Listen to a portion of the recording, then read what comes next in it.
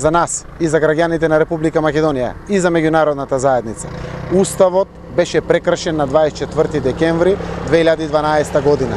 Тоа е потврдено со потписите токму на двете политички партии, вклучително плюс председателот на комисијата Борче Давидковски. Така да морам да кажам дека Груевски е тој кој што уште во март месец избега од предвремени парламентарни избори. Социјалдемократскиот сојуз на Македонија никогаш не бега од избори. И ние сме секогаш подготвени да учествуваме на избори.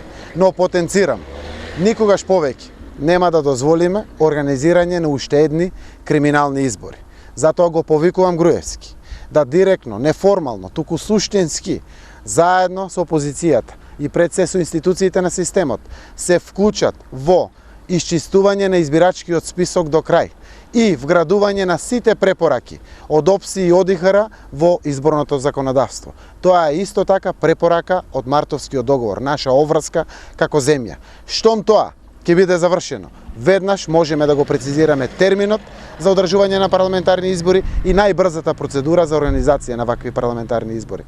Треба да знае и тој, но и граѓаните, дека во фер и конкурентни надпревари и создадени услови на секој ќе му биде јасно колку лесно ќе биде поразена оваа власт.